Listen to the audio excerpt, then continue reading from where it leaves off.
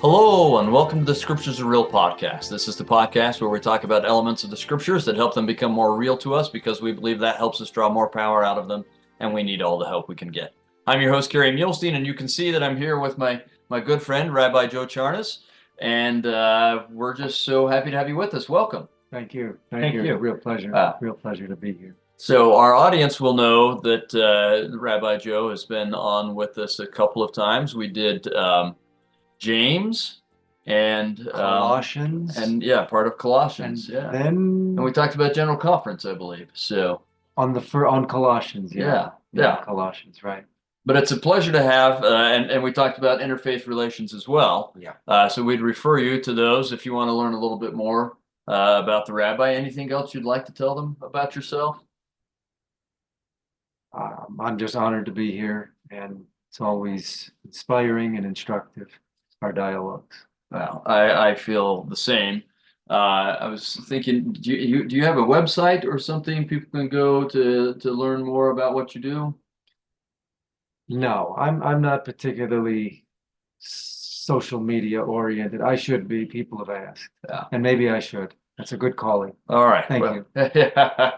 Well, good. But you can certainly find out about what he's doing or the things he's done with us on the podcast. And we'll try and we have some plans to do some other things together that we'll put on at least some of my websites and so on. Okay. So, fantastic. In the meantime, I think it is a rare honor and privilege to be able to have any rabbi, but especially Rabbi Joe, that's willing to talk with us about some of the Isaiah chapters in the Book of Mormon. That seems like the natural place for us to go to really get into Isaiah. So we have some background things we're going to do, and then we'll just kind of see where we go from there, right? So today I just want to tell you how much the stars are literally aligning for our Missouri workshop.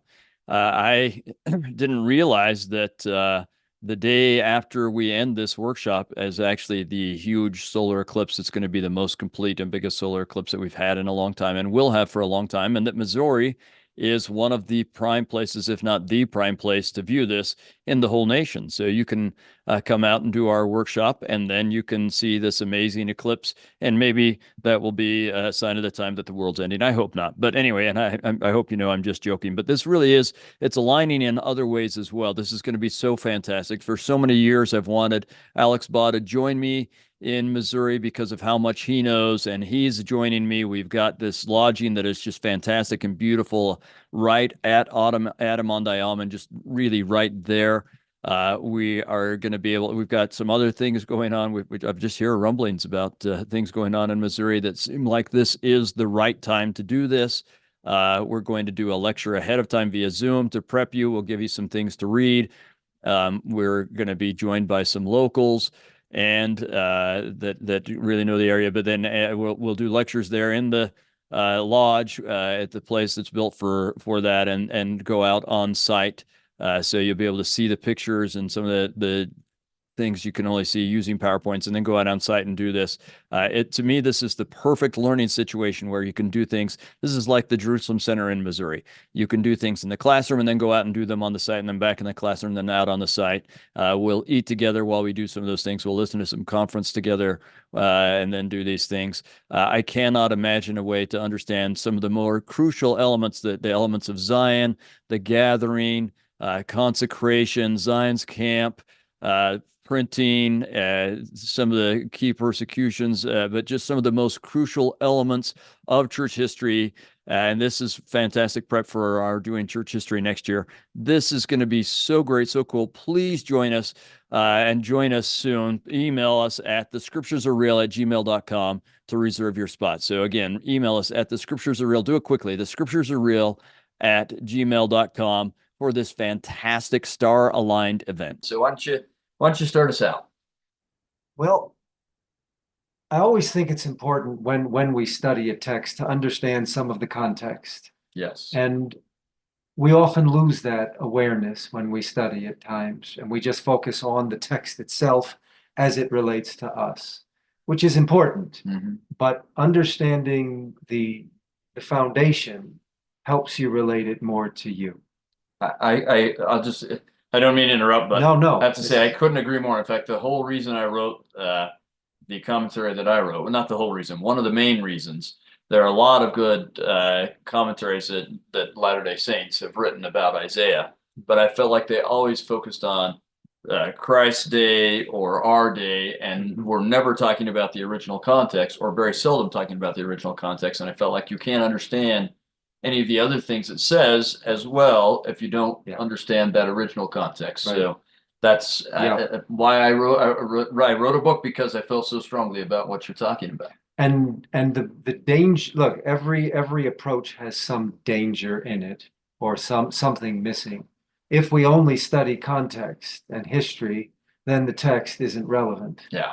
But if we don't root it in its context, then it's more often what I think and what I feel, rather than what our holy text is trying to instruct us in. So what I thought we would possibly do today, at least in part, as we go through some of Isaiah, is not so much the context that you gave in that book that was about this fat on Isaiah, but more specifically on what is prophecy, or what is a prophet first. Good. And at least in our traditions, and to see where we, in Venn diagram fashion, where we overlap, and where we can at least see some other insights into the nature of prophecy or the prophet. So the first thing I thought I would discuss about a prophet is simply, what's the Hebrew word? Because in English, what is the idea of if you're a prophet, at least on the more casual, simple level, colloquial level? I think most people think of it as someone who can tell the future. Yeah. It's almost a fortune teller, almost, not quite, but yeah. Yeah, we see it in our horoscope pages. That's where we look for our future. Yeah. And the Hebrew word for prophet is a Navi, or in modern, I don't speak modern Hebrew, mine is Ashkenazic, influenced by Yiddish. So it's Navi as opposed to Navi. But it's a Navi, and prophecy is Nevuah. What's interesting about the word, it's certainly in the text itself often is speaking about future events, but that's not what's primary. Right. The root word itself, Navi, is related, the rabbis related to the word, same sound, but same verbal root, from the root word to flow or to gush. Something is just bubbling up within and flowing out. So immediately, that's just the basis of the word itself. It has something from within is flowing without, but the origins of what is flowing or welling up from within is always beyond or above. So, and Nevuah is simply the noun, that's the prophecy. But in Judaism, so just up front, before we go into some of the other dynamics of what prophecy might be, or a prophet, specifically a prophet, what do you understand by the term prophet, or the LDS community? Well, you may be asking the wrong person, because I don't know that I'm normal. So in fact, I'd love to tell you what I typically tell my classes when I'm teaching Old Testament especially, and then you get your feedback on it. But I tell them that we currently, members of the Church of Jesus Christ of Latter-day Saints, we currently use the word to mean two things at once, and we get confused when we see how it's been historically used. Because when we say the word prophet, we typically think the presiding high priest of the church, meaning the person who presides over the church and has been designated by God to do that and to give us information from him. And part of that is what that historical meaning is. But if we were to go to that historical meaning, that giving things forth from God, we're not going to see in the Hebrew Bible or the Old Testament, whatever phrase we'd like to use, this kind of hierarchical structure that we are attaching to it. But we will see, and the phrase I usually use is, rather than a foreteller, a forth teller. And I think that's that gushing part, right? This is someone who has something that God has given them that they need to convey on behalf of God. In fact, one of the phrases I use is, or I love to talk about, is when Jeremiah says he wanted to stop, but he couldn't stop. That it was a fire burning in him that had to come out. So he's a forth teller. Mhm. Sometimes that will be telling the future, but most often it's very relevant for their day at that time. Yeah, it's very interesting, and I think we're certainly on the same ground there. In the Jewish tradition, according to the Talmud, that's our oral tradition. In Judaism, we don't just have a Bible. We have a Bible that's the written tradition, and then there's an oral component that we have that it helps understand the basis and the breadth and the depth of that tradition. I know in Protestant thought there isn't. There was the sola scriptura. My understanding is in the LDS world, there's also no oral dimension or component that was ultimately ever written. Yeah. I mean, there are certainly things that we're taught that we try and recover. What did Joseph Smith really say, or what did Brigham Okay, Young really say? right, but we have a not what text you're talking that about. is, we consider, the way I try to express it is our written text, the first 5 books of the Bible, or Yeah. that's the condensed version. That's the crib notes or the cliff notes. And the oral tradition helps you understand it more fully. Yeah. And it's always evolving, but it never loses its root. Mhm. In terms of prophet or prophecy, our era of prophecy has ended. Prophecy proper. There are many layers. When we get into prophecy, not prophet, but when we discuss prophecy, we'll discuss a little bit about some of the nuances of prophecy. But as far as a prophet, we have in the Jewish tradition, according to the Talmud, 48 prophets in the Bible, male, and there were 7 female prophets. So Sarah, okay, Miriam, Deborah, Deborah, Yeah. Huldah, I don't know how you say that in English, Yeah. Huldah, Yeah. Huldah, Abigail, Mhm. right, David's wife, Mhm. Esther. Mhm. So, and then most of the prophets you would know simply there. There are probably a few that you wouldn't know that are mentioned, like Baruch or Baruch, Neriah. A few names you may not know because you haven't read, but the basic prophets you would know. However, the Talmud teaches also that that wasn't the extent of the prophets that we had. We had, according to their language, we had roughly 1.2 million prophets. But what happened to all our writings?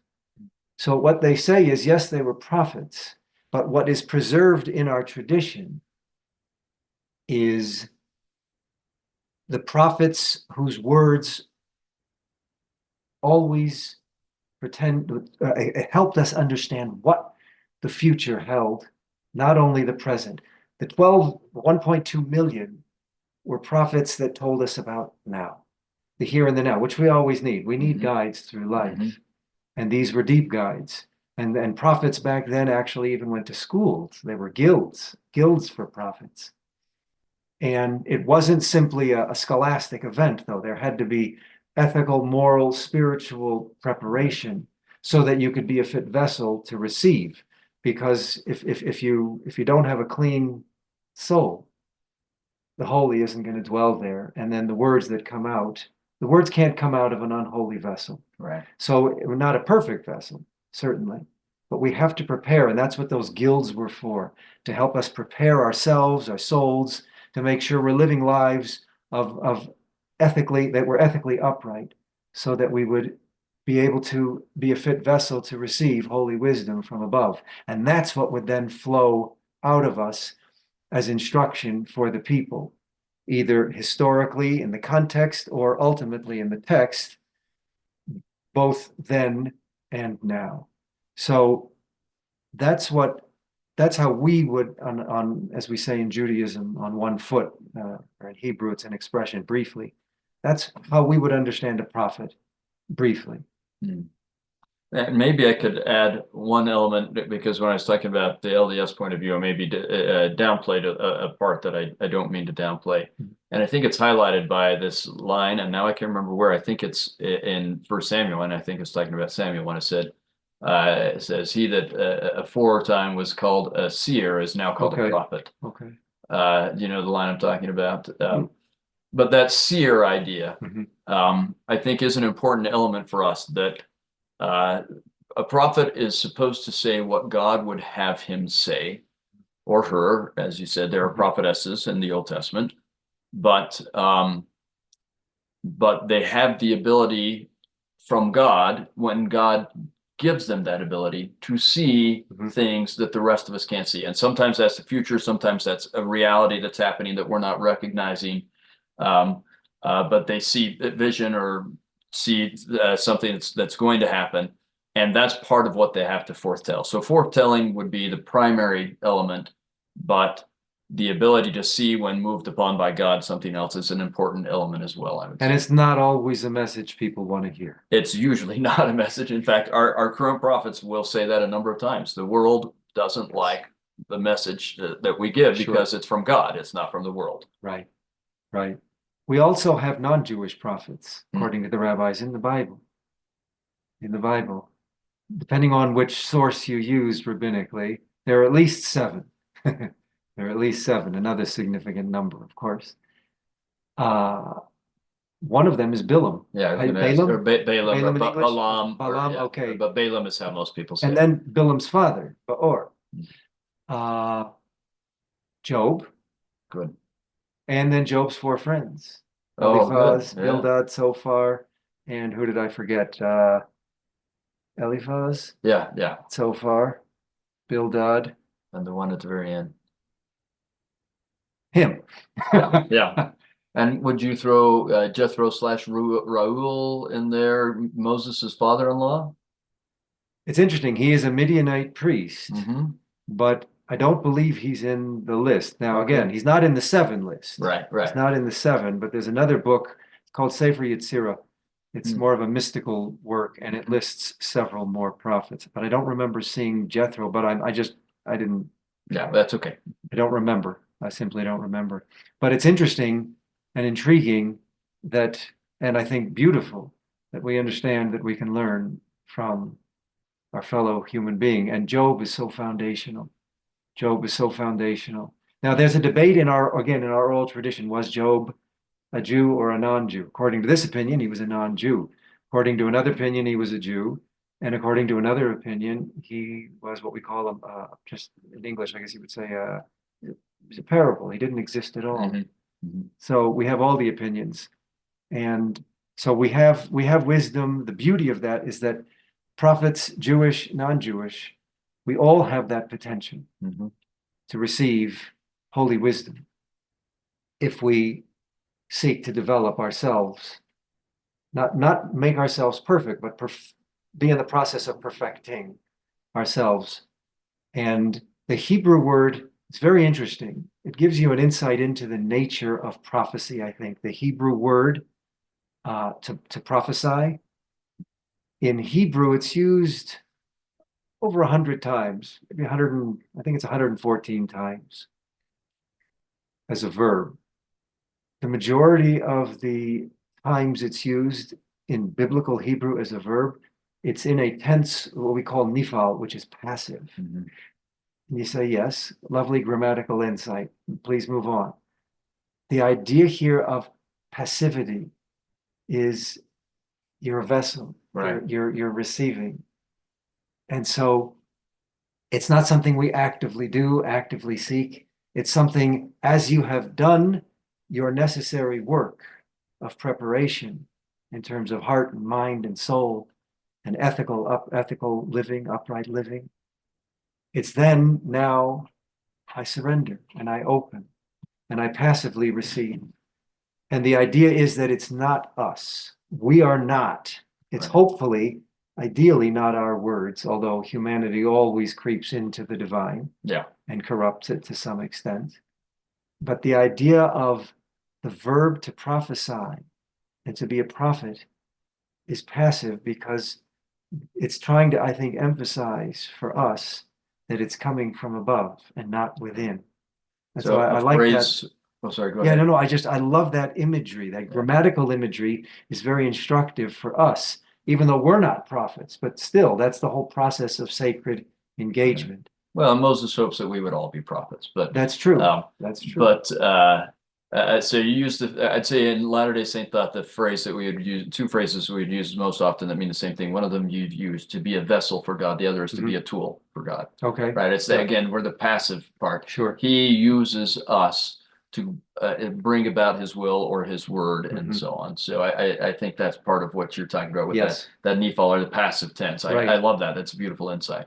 Because otherwise it's my will, not thy will. Yeah. A prophecy under the way I think we both understand it. Yeah, we're not talking about what an astrologer would predict, but a real prophecy is not about the prophet. Right. It's about him being the medium almost, although I hate to use the word medium in this phrase because it has all sorts of bad connotations, but he's the way that God's will and voice ends up being heard by everybody else. Yeah. So that's a brief, I think. I don't want to get too complicated because we get lost in nuance, but that's just a sense of what a prophet is. Good. And prophecy.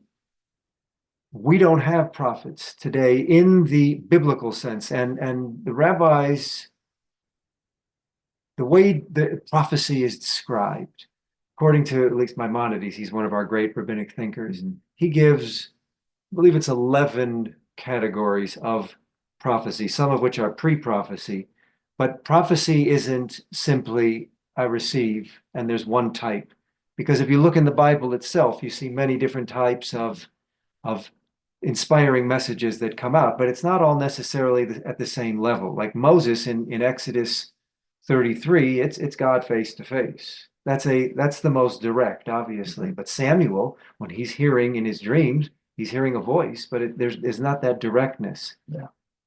That's still at the level of prophecy. Mm-hmm. Okay, the word of God comes to a person. Okay, that's Zechariah. That's a term often used. Sometimes it's angels. Sometimes there are many ways that you can experience something prophetic, some ultimate and some more narrow. But what about in our lives? Are we prophets today? We don't have that. We think that the prophetic area, proper prophecy, has ended, but it doesn't mean that we are not able to experience wisdom of God, connection with God, instruction from God. It's just not at the level of prophecy. We're seeing through to use a Pauline phrase, a mirror dimly. You know, if you're, according to Maimonides, if you are inspired even into noble action, that's not prophecy, but that's kind of pre-prophecy.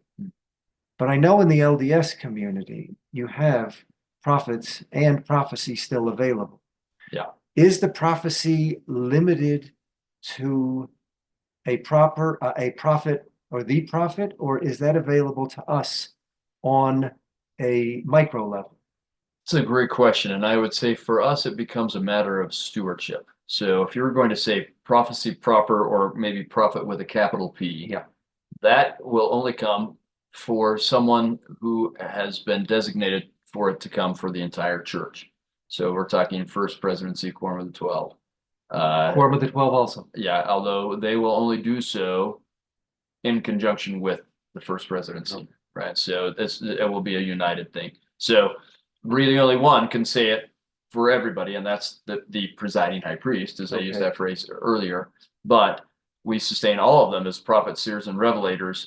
And for something to become kind of officially accepted as prophecy for the whole church, it would come from the group, the 3 and the 12 together. Okay. At the same time, we believe that we can all be a small p prophet, meaning receive inspiration for whatever we have stewardship over. So as a bishop right now, I can receive inspiration for my ward. It would have to align with what the president of the church is saying, right? But I can receive inspiration for my ward. So we usually use the phrase inspiration rather than prophecy. And anyone can receive inspiration for themselves or their family and so on. And so we usually talk about inspiration, which would not be prophecy proper the way you're using it, but it's maybe prophecy the way Moses was meaning it when he said he hoped that everyone could be a prophet.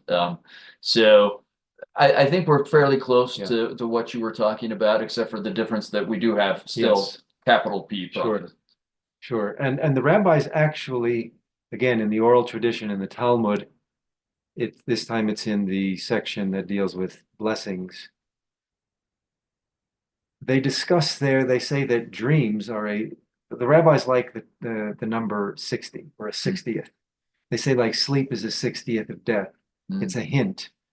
Fire is a 60th of Gehinnom, Gehenna, underworld.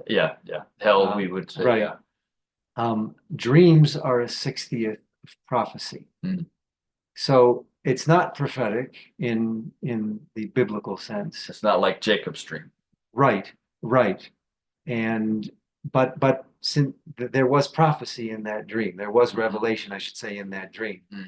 And so for us at our level, because we're not at that level, for us we get a 60th, which is the bare minimum. We get a hint. We're not abandoned, we're not isolated, and we're not lost, but we don't have the full vision. And what we hope to do in our sacred studies, like our dialogues here, is to seek to see more within the text. And what we often do, we started off by, do we just look at it for the present time, or do we only look at it in context? Both are necessary, and we often isolate our focus to one. Scholars often focus on the historic and reception history, and we often want to find application. And in another section of the importance is both, searching both. And often we read, but we don't search. We don't stay with the text long enough to allow it to enter. It's too quick. So when we study, it's in another section of the oral tradition, a legal section called Pirkei Avot, or the Mishnah called Pirkei Avot. And it says there, right near the end of the how do I say this? There's technically 6 chapters, but there's really 5. They added another one. So 5 is the main body. Near the end, it gives you this piece of advice for sacred study. And his name is just wonderful, Ben Bagbag, son of Bagbag, which means nothing. It says, Hafach ba v'hafach ba. Turn it over and turn it over. The double language there. It's constantly turning over, looking at it from all angles. Why? Because everything is contained within it. And then it says, and in it, look deeply. We often read through the text, and it's important to read through to get the breadth, the basic sense. But there are much deeper dimensions of the text that are ultimately there to nourish us. The basic sense is fine and necessary. That's the structure of the house. That's the wooden structure. But try living out here in Utah with just the wood structure, without everything else that is necessary. So we need the basics, but we have to learn to dig more deeply into the text and find 1 or 2 verses of every. I would suggest we have weekly readings just like you do with Come Follow Me. I always try to see within the text at least something that is going to ground me or deepen me or refine me or inspire me, in addition to the broad just sense of, here is what I needed for this week, but here is what is really what I need. Good. You know, President Oaks has been saying a number of times for a number of years that he thinks sometimes we focus on quantity, which is that breadth, right? And the quality, like he said, if you spent half an hour on one verse, that's okay. You didn't need to read a whole chapter that day, and so on. And so that's, I think, it's similar to what you're saying. No, it's critical, because we also do it in prayer life. We do it in everything. say everything too quick. Mhm. And if we ate that quickly, we'd have indigestion. That's my problem. But you're not going to get the same nourishment if you chew your food better. And it's the same thing with our holy words. We have to chew on them and meditate on them and allow them to break down, and then they absorb much better. So that's how I thought with it. It's always important when we go into a text to have that as our background. Good. Because otherwise we're going to leave our study the same as we began. And I want to leave with more. Good. So we thought, yeah, yes. I was just going to say, and I mean, if we're going to understand prophecy, Isaiah is the prophet's prophet, right? I mean, Yeah. this by other prophets, they're quoting him, alluding to him. This is a prophet. Yeah. And in fact, in Isaiah, going back to what a prophet is, the rabbis in Isaiah 57, let's see how it is. In Isaiah 57:19, it's in the Jewish tradition, it is the Yom Kippur morning reading. It's a section of it at least. Verse 19, you said? Yes.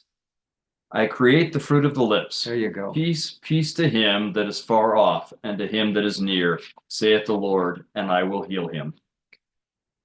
The language here of Nivs Fasayim, that's the fruit of the lips. That's one way the rabbis understand what a prophet is offering. The fruit of the lips. There's something fruitful. Right. There's something nourishing from the lips. But what's the first word? Borei. Did they say, I create? Yeah, I create, yeah. Yeah, so in the Hebrew, it doesn't have the I. It's participle, but they just don't have a ni. Yes, creating. Basically. Yes, yeah. But it's I create, or I am creating the lips of fruit. These are fruitful expressions that are coming. That's hopefully what is flowing out of the prophet, nourishing wisdom from the lips. And I think the I is supplied from the kind of continuation of verse 18. Absolutely, 100%. Yeah. It's absolutely there. But we say this on Yom Kippur. We say this on Yom Kippur, which, you know what, I'm going to come back. I don't want to get sidetracked on Yom Kippur, our Day of Atonement, our holiest day. But this is making the scriptures real. And I want you to hear how we read a text, all right? We start off, first of all, not reading. We don't read texts in our services. And there's a reason. Every word in the Hebrew Bible has a melody marker over it. So when we read it, here's how we make the scriptures real. We don't say it, we sing it. It's a melody. Yeah, and that's I struggle in synagogues. I've been a lot of times. Yeah, I'm not very musical, so I try and hit the same notes, but I don't do it. But well, anyway, here's how this is the verse 57:19. B'dei nivs vasayim shalayim shalayim larachaik v'lakarai v'amar Adonai urafasiv. Okay, he heals him. The melody is healing. That's the fruit of our lips. A prophet is ultimately there with fruitful words, with fruitful teachings and expressions and wisdom to guide us, because a prophet is ultimately giving wisdom from on high. It's a spirit of wisdom that he is offering, but not his own or her own. It is wisdom that is there to nourish the soul, but it's a song, it's a melody. And when you hear it, your life, even if it's broken, it will be a minor melody. Okay, but it's always melody. It's always melodious. And in the end, there is some healing if we take it to heart. If we take it to heart. Not if we speed read, and we have to raise ourselves up and purify ourselves within to begin to hear it. But the first thing we have to do is be present with it. Yeah. Be present with it. So, in fact, as I've done little workshops and things to try and help people understand Isaiah, the first thing I always tell them, slow down. You don't read this like you're reading First and Second Kings. Mhm. This isn't a narrative. If you're gonna get something out of this, you're gonna have to slow down. And if you only get through one chapter of the 20 chapters of reading, but you got something out of that chapter, that's better than doing 20 chapters and you didn't get anything out of it. Yeah, that's the foundation. You can have beautiful windows and curtains and a beautiful paint job, but if the foundation isn't there, you don't have anything. Yeah. So Amen. let's look in. Let's look in. You want to know? I was thinking, well, the chapters that we initially discussed, possibly from Second Nephi, were chapters 10 through 14. Of Isaiah, right? Of So Isaiah. Second Nephi Okay. 20 through 24. But Right, that's exactly dealing right. with that they have chapters 10 through 14, and reading them, I know the basics, but when I read them again, I had immediately, this isn't everyone's reaction, and some people actually don't appreciate my response or my experience reading text sometimes, but I was troubled by parts of these chapters and how it portrayed God. And especially, I think the prophecies against Babylon Yeah. / Lucifer. Right. Yeah, 14. It's tough. It's tough because it's not how we normally imagine a divine being who is Notzer Chesed La'alafim, like it says in Exodus 34. You know, he's guarding compassion for the thousands of generations. We don't see that radiating from the words or the context. So what do you do with that, Rabbi? Yeah, well, and I'd say if we have some stark contracts. So if we're going to put, say, Isaiah 12 and 14 in contrast with each other, that's Second Nephi 22 and 24. One of them is this God that we're rejoicing in, and we want, and we feel His protecting hand. But 2 verses later, you hear the utter destruction of a person and a place. And to the point where, well, we don't get this in 14, but if we were to continue on to 15, which isn't in the Second Nephi stuff, but the next prophecy in Isaiah is the prophecy of the destruction of Moab, and you hear Isaiah say, "This is painful for me to see. Yeah. This is hard. I'm undone seeing this." And I think that's part of, if we're going to look at these prophecies of destruction, we have to ask ourselves, why? What's going on here? How is this what God is part of? And I mean, I'm glad you brought up 15 because now I can. That should be our response also, but people so often feel that's bordering on heresy, or that's not being faithful. It's being honest. It's being human. These are human beings, regardless. And it's Isaiah's gift to us. It's in Hebrew we say it's a nechemta, or it's more Aramaic, but it's a comfort that we can have that response, and that's part of faith. That's a prophet teaching us a proper response. Not our end, but that's part of the process. Right. And in fact, I would say, I hope that we even often have mixed reactions. Right, because I mean, part of what is being taught in 14, and we may get into a couple verses of it, and we may not, but part of what's being taught is that someone who has been oppressing, has now been brought low, and so that means the oppression has ended. Well, we should be able to be happy that the oppression has ended, and still feel devastated for the pains of the oppressor, even if that oppressor was oppressing us, which I think is part of what Isaiah experiences a few times in his writings, that the joy in saying, okay, my people won't be oppressed now, but oh, the cost that end of oppression came by for the oppressor is heavy. And that should evoke, as humans, we should be able to feel both sides of that. And I'll confess here, I struggle with that tremendously because, and we had a discussion on one of our weeks together in the podcast about great evil committed by human beings. And it's almost visceral, the notion that I feel mercy for a person who is so merciless is something I do struggle with as a person of faith. But it's certainly not as prominent in the Jewish tradition as it is in the Christian tradition about loving your enemies. We don't have that. Mm-hmm. We simply don't have that. That doesn't mean, well, it doesn't matter what it doesn't mean. I'm going to keep myself on focus.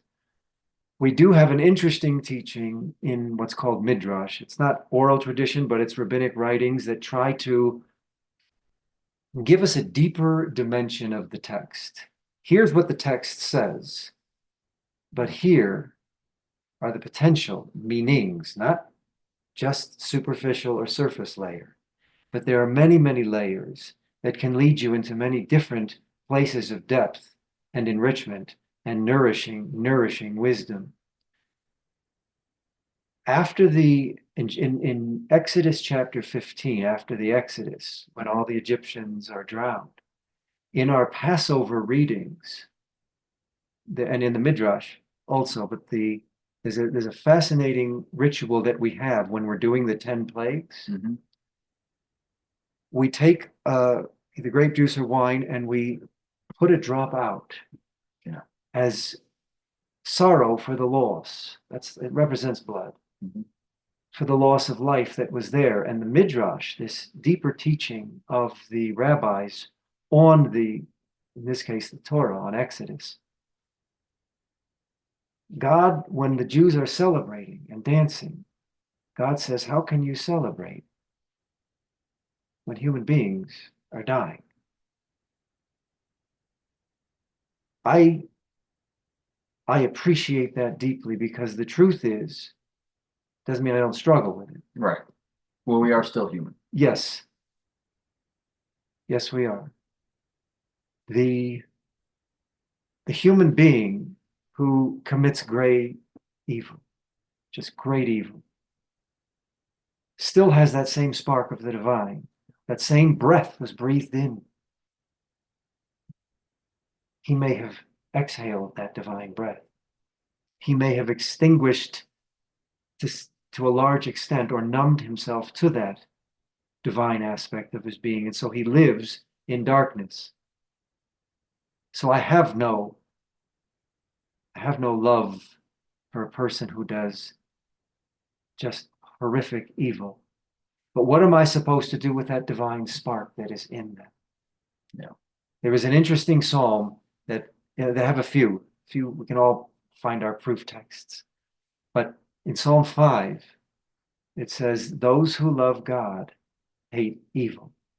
Later on in Psalms, it says, God says, my soul. And those who love God hate the doers, literally the doers of evil. It's not the evil they do, it is the doers. And that seems to be what we all want to do. I don't know how to balance that. Or another verse in Psalms, it says, my soul, it says God's soul hates these people who are doing evil. They have a divine spark, so we have to in some way honor that. But certainly the evil they do is hateful. Mm-hmm.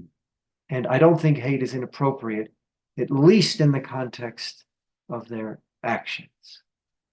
Yeah, and I would agree. And in fact, there's an interesting Latter-day Saint text. I don't know if you're familiar with this, that I think in many ways speaks to the same thing you're talking about, especially that tradition with the Exodus of Passover and the drop of wine.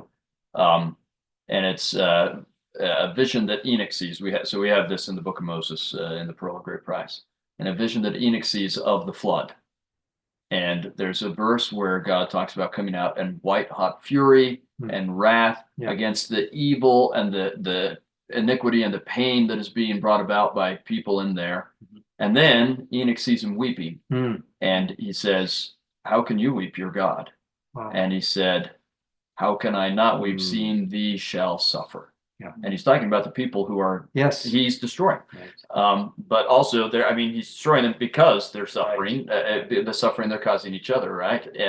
And so it's clear God is feeling both of this. He has to end the oppression, and yet the oppressors are his children. And so I can kind of identify this when I've had, I mean, certainly not to that degree, but when I've had one of my children picking on another of my children, and you're very upset that this child has been hurt. Yeah. Okay. And you have to punish this other child. You have to stop it. You have to punish to teach him, and so on and so on.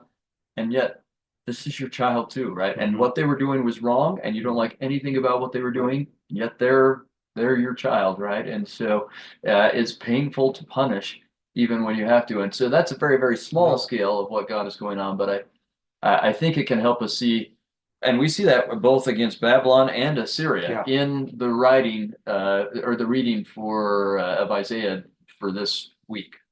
Right. Yeah. And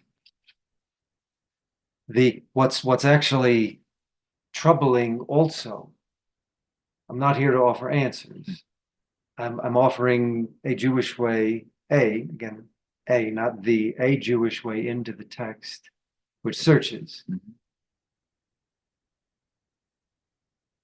Assyria is God's agent in bringing about a quite stern punishment of the Jews. Yeah. Now, and by Jews in this case, we'll mean both the northern kingdom and the southern absolutely, kingdom, right? Yeah, and it stopped at the northern, right? Yeah. Yeah, I'm speaking generic. Yeah, I understand. I just want to make sure my audience understands. Fair. Sorry, folks. The idea that God would use others to commit actions that we would all assume are not loving and upright. Yeah. It's different if God does it. We can then debate with God, but God is using an agent. Now, Assyria, very imperfect agent. Yes, who then takes it on to a much greater degree and then claims it's them who are doing this. But the notion, again, this is wrestling with the text in a way that I think is being honest with the text and being honest with ourselves. It shouldn't be easy to read about this. Right. Either the destruction that is taking place as a consequence of sin and idolatry, or the means by which that punishment is coming about. And then the punishment that comes to that punisher. Right. Yeah. Who then went too far and abused. These are genuine issues that you can't read through quickly. And it leaves you, it does uproot. It really does, because if I, as a human, sent somebody else, another human being, to go and punish another sinner in a violent way, nobody would consider me an upright or saintly human being. Yet this is the Holy One. This is God. And I'm not offering answers. I believe in the goodness of God. If we had to sum up in one verse or two verses, the essence of God, it would be Exodus 34, 6, and 7. And we in fact, this is a famous chant that we have on Yom Kippur and on fast days. We read it several times. He's Rachum v'chanun. He's merciful, gracious. It goes on about forgiving sin. I believe in a God who is loving, enduring kindness. But when I see actions in our texts that make me question that, I don't abandon and I don't skip. I try to discover more how, to see what I'm missing as a human with finite or limited vision. Good. To see how the infinite is expressed in language which is finite and limited. But that's where that melody can help us hear more.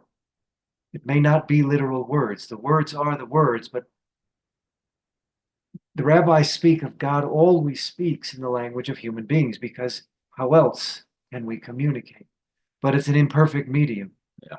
And so we have to learn to hear beyond or within, from above, so that we can understand what is actually before us.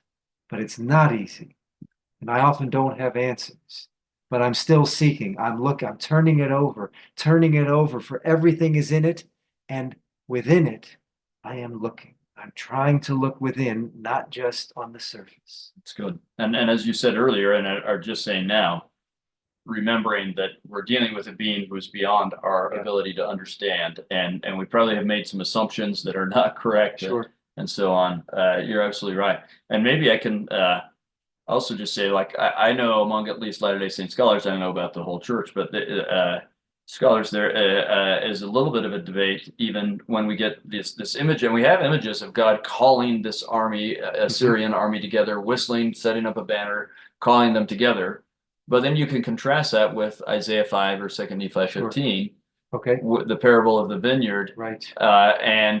and what he does, he doesn't bring in everyone to destroy the vineyard. He just withdraws his protection of the vineyard, and nature takes its course, right? So is that what the calling of the army is? Is it, I'm not protecting you anymore, and naturally Assyria comes and destroys you because that's what they do? That doesn't square with the calling imagery, right? And so it's hard to square all of these things. And so there's a debate about how much does God bring about humbling or punishment, and how much does he just allow it to happen? My guess is there's some of all of it, right? He is God. There's probably some of everything.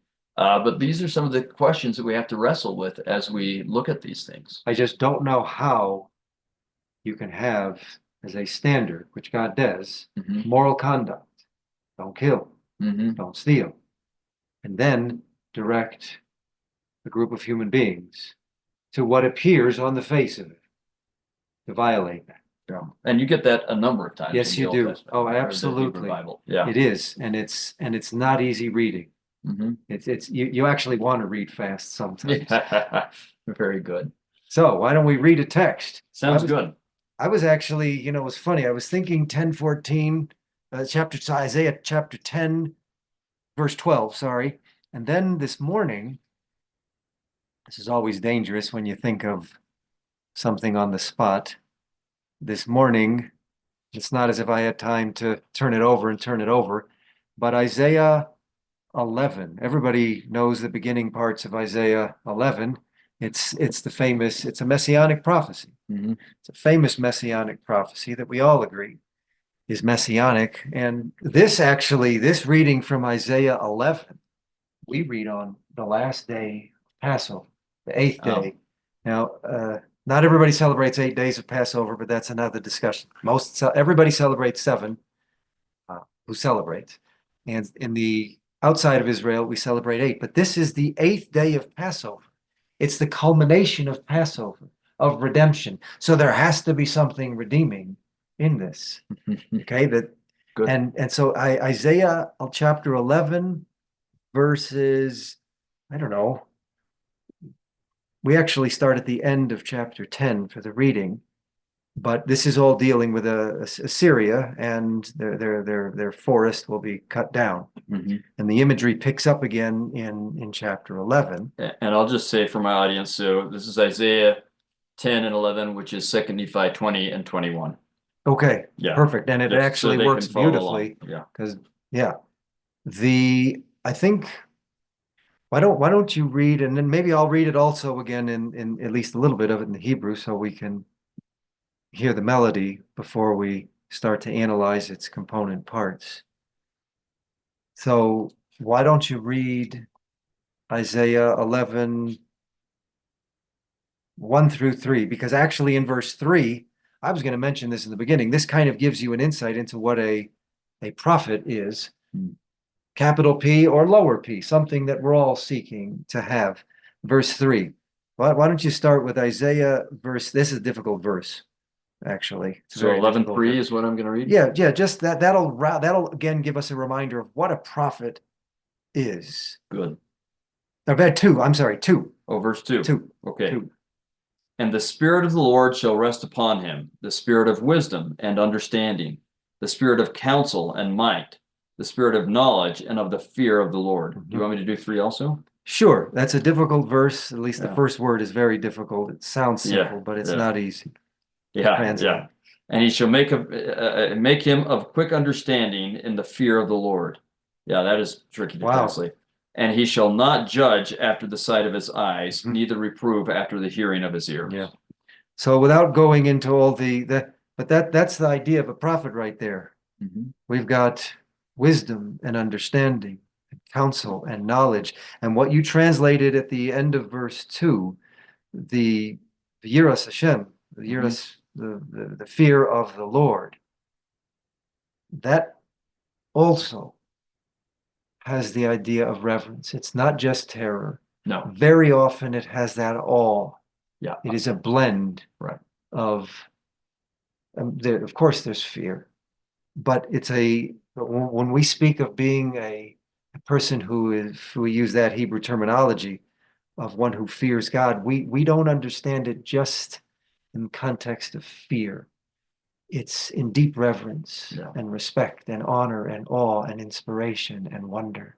So it has that. And that's what a prophet, whether it's a capital P or a lower P, those are foundational to a life of prophecy or to a life of spirit, to a life of spirit.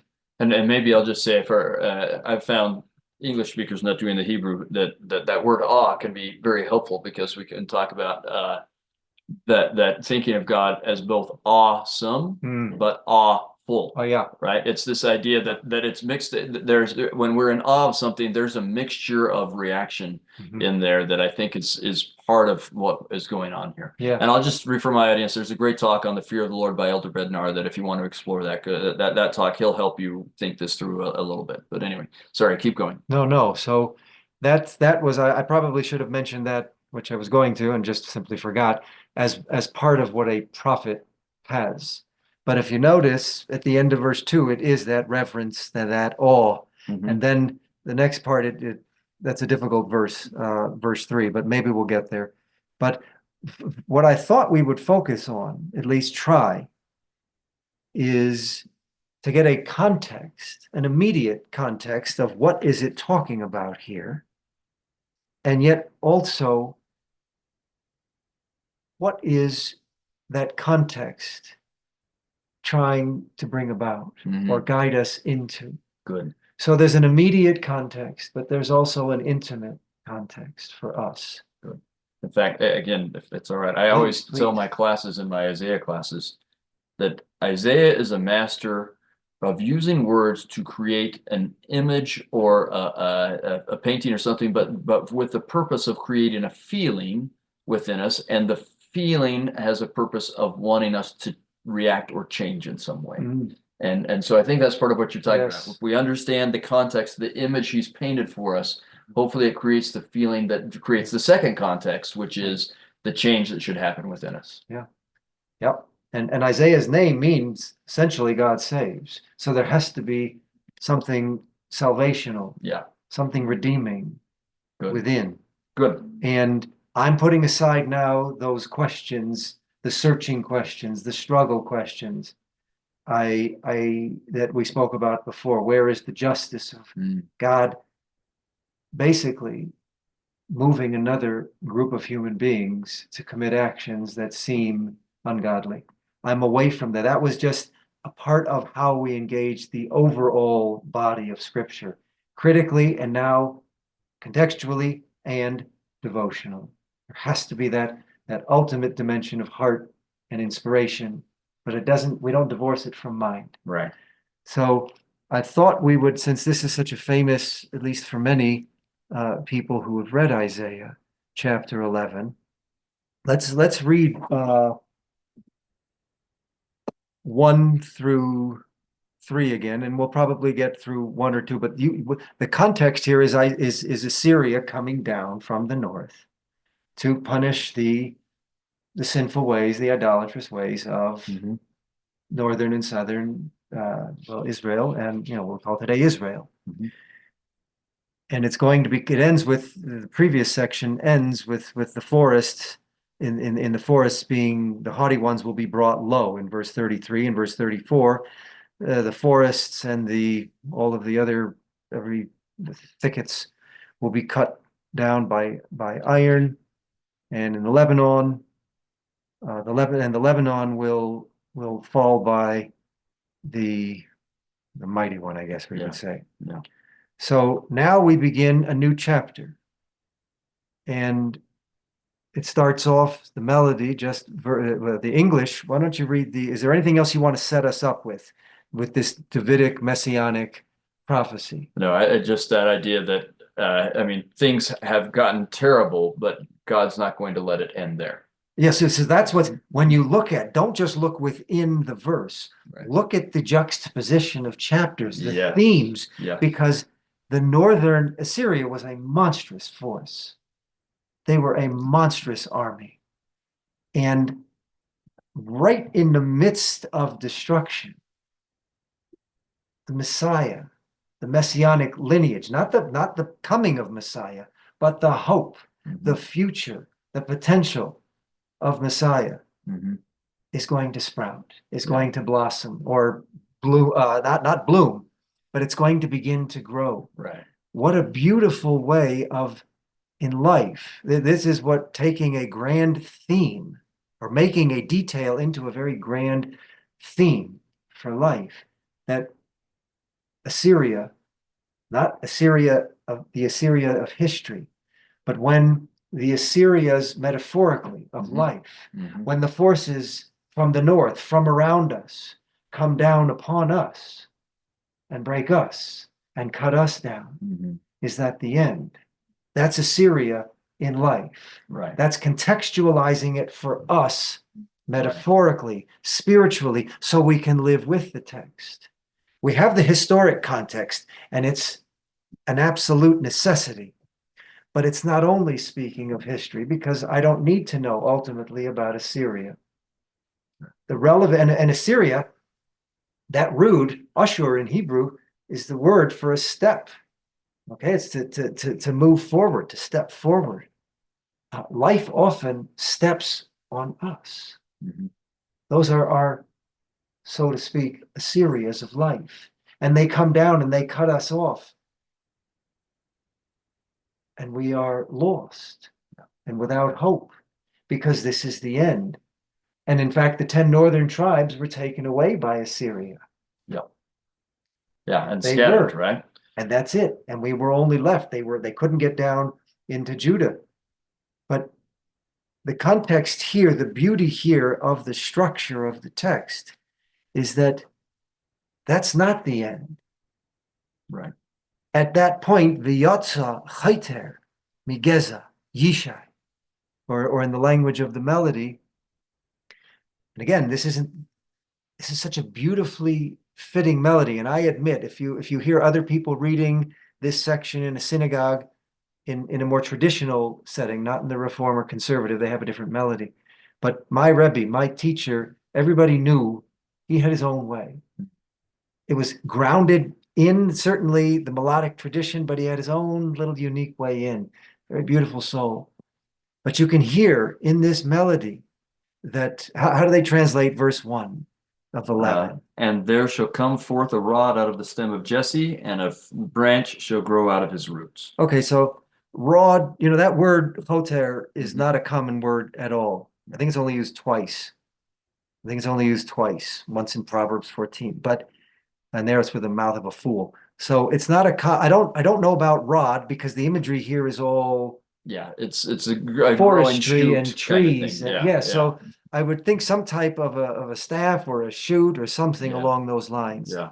But v'yatzachayter migeza yishai v'neiter. I can't see it, it's in the dark here. What's the melody marker there? V'neiter misharav yifre. Something very plaintive about it, because the circumstances are grave.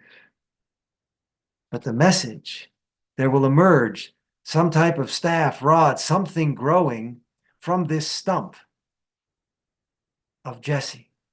Who comes from Jesse? In a few generations, David. Yeah. Who ultimately comes from David? Messiah. We can't see that here. I don't even see the tree. I see a stump. Right. Who is the stump in your understanding here? Who is the stump?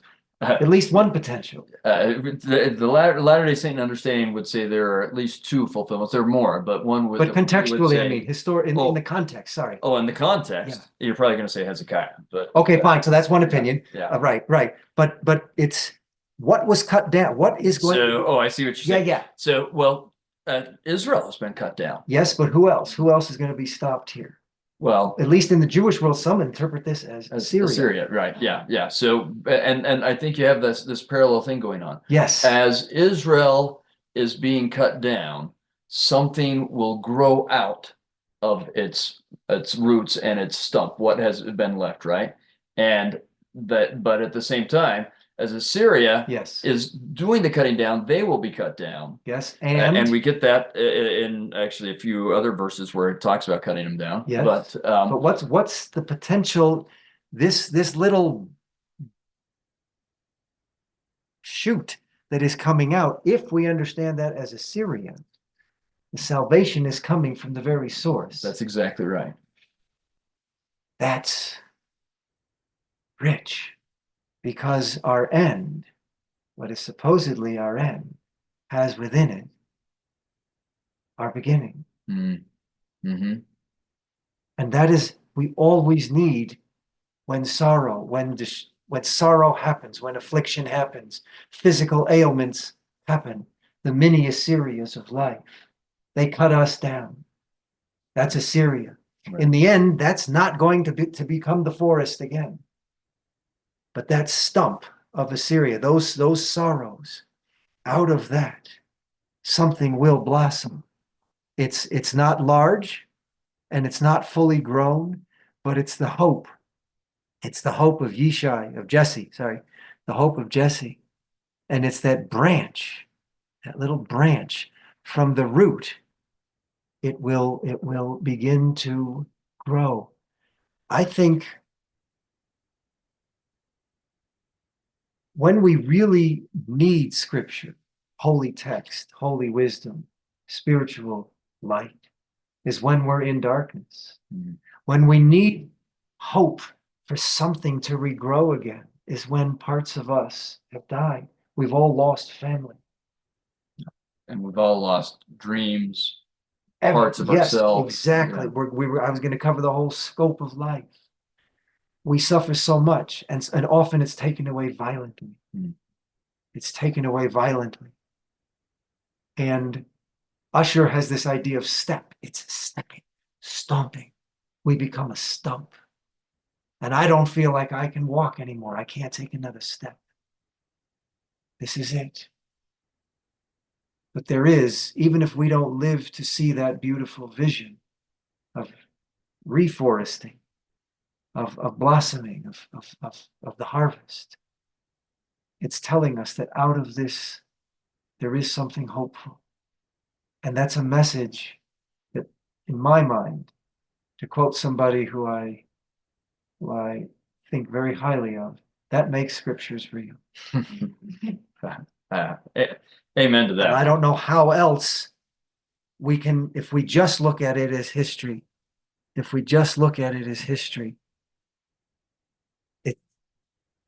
we're history. We have to see there is something more growing out of it.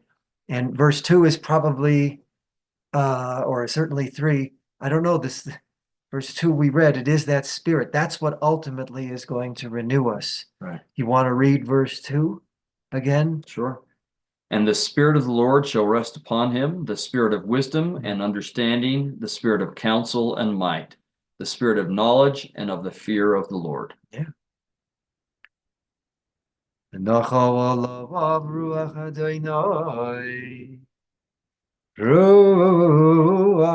think it's a little dark in here. It's very small. Yeah. Ruach Chochma Uvino Ruach Eitzah Ugvura Ruach Das V'Yiras Adoino. My hope is that in the midst of the Assyrias of life, of sorrow, of loss, physical ailments, emotional pain, we can still hear some melody, but that melody that we need to hear is that out of that breakdown, the brokenness, out of that stump that is left from a once healthy, vibrant tree or life, from that remnant stump that seems dead, something else is going to emerge from it. V'yotza, it's going to come forth from it, and it's going to yifre. There is going to be fruit. I hope we can keep that in our minds or in our hearts, because often our minds can't. The mind will nourish us, but the heart ultimately sustains us. Assyria is historic, but it's also ever present, metaphorically, in our struggles, in our trials. But knowing that out of that is going to blossom not just a shoot or a stem or a branch, but ultimately what that symbolizes, which is the Messianic redemption, healing. That's something we all need to keep before us. I mean, this is almost a verse you want to put up on your wall, because Assyria is ever present, and we forget about the next verse when we're cut down.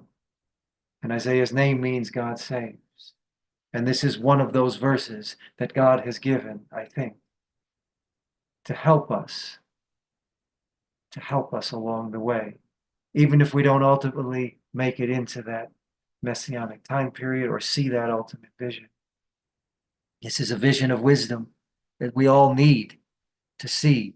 Vision and understanding and counsel and strength. The spirit of knowledge. It's all spirit of wisdom and knowledge, spirit of counsel and strength, spirit of knowledge, and the reverence and the awe and the fear of God. That's the gift that will help each one of us, I think, in our walk through life when Assyria metaphorically walks on us. That's beautiful, powerful. And one of the major themes of Isaiah, he's constantly talking about this remnant that gets spared to come back. Yeah, it is a remnant. It is a remnant. Yeah. Absolutely. It's not, and it's a beautiful hope, though. There is a remnant that is blossoming. Amen to that. Amen. So I wish we had more time, but this has been a fantastic discussion, and I can't think of a better way to end it than on this message of hope amidst the Assyrias of life. So thank you for that. Keep singing. Well, thank you. Thank you. And we hope that our audience has been edified and uplifted as well, and that you'll share both what you felt and what you've learned. First of all, just sit down with someone and uplift them, and do it in person and do it by a phone call, but also share the opportunity to learn from Rabbi Joe on social media and by liking and downloading and so on. And we want as many people to be uplifted as possible. We also want to invite you to listen to the second episode this week with Gainal Condi. We're going to talk about just a couple of verses in 2 Nephi 26. And then next week, we're going to talk with Stephen Smoot. It's going to be a fantastic episode. So we hope you'll join us for that as well. In any case, I just want to say one last time, thank you. I love discussing these things with you. So thank you so much. I appreciate it. It's a real blessing to be here. And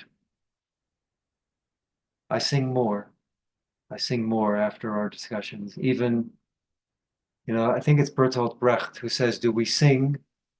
Can't remember the exact quote. You've got to look it up. Certainly it was in the German. So either way, I'm butchering it. But is there song in sorrow, in sorrowful times? He says, yes, we sing sorrowful songs. Something like that. Mm. There is song. It's sometimes tearful.